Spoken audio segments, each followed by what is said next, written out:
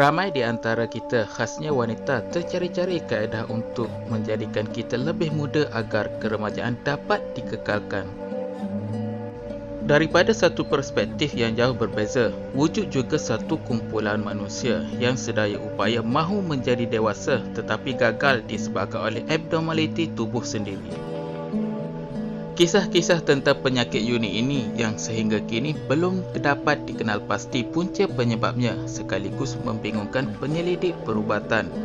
Disebabkan itulah penyakit ganjil ini dinamakan sebagai sindrom X.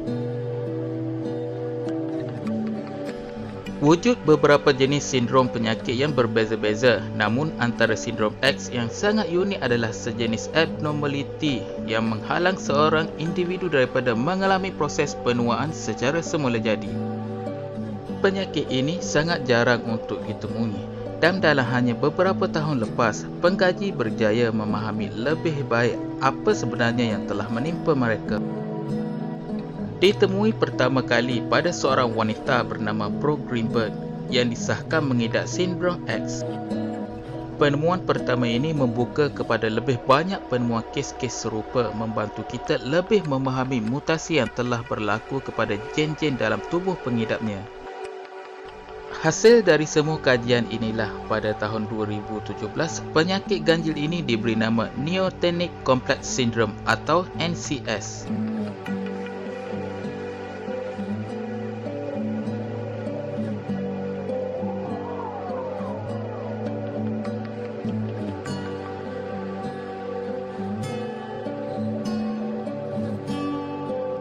Percayakah anda, kanak-kanak kecil yang kami paparkan di atas sedang didukung merupakan kakak kepada remaja tersebut?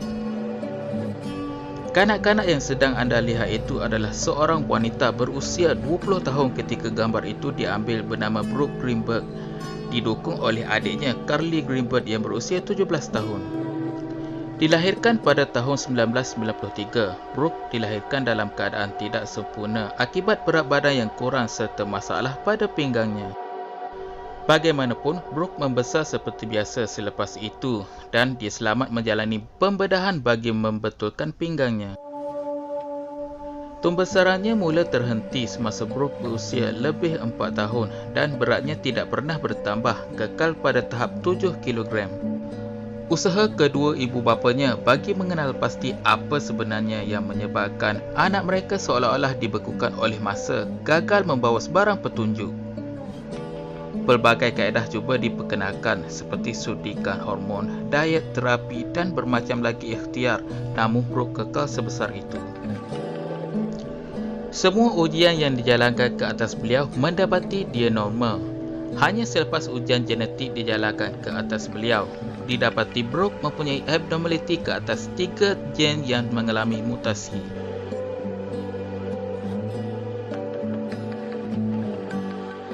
Ketiga-tiga gen ini belum pernah ditemui dalam populasi dunia dan 2 daripadanya berkait dengan proses penuaan seseorang. Penemuan Greenberg pada tahun 2001 menemukan lebih ramai pesakit yang mengalami masalah hampir serupa dengan beliau. Apa yang aneh, walaupun mereka mengalami simptom-simptom yang sama dengan Brooke, punca mereka kekal muda pula berbeza-beza.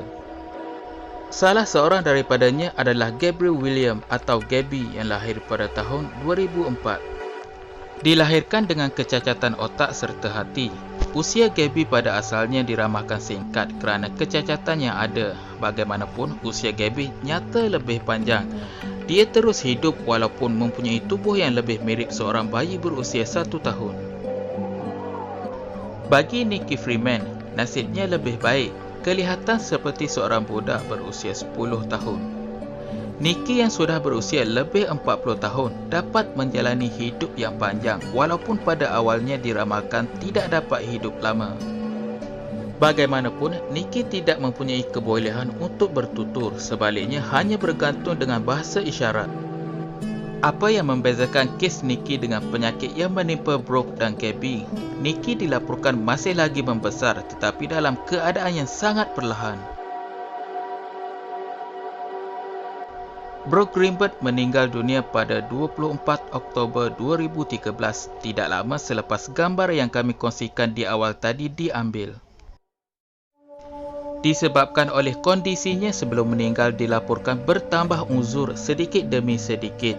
Penyelidik dan pakar perubatan bergegas cuba mendapatkan apa sahaja sampel yang boleh diperolehi bagi membantu kita lebih memahami apa yang dihidapinya.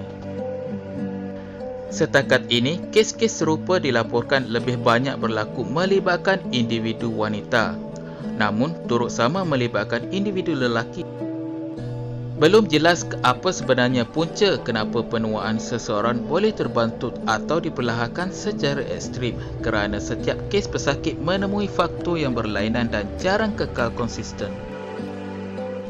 Apa yang nyata, kajian-kajian yang masih dijalankan ke atas pesakit sindrom X bakal membantu kita untuk lebih memahami perkara-perkara yang menentukan faktor penuaan seseorang.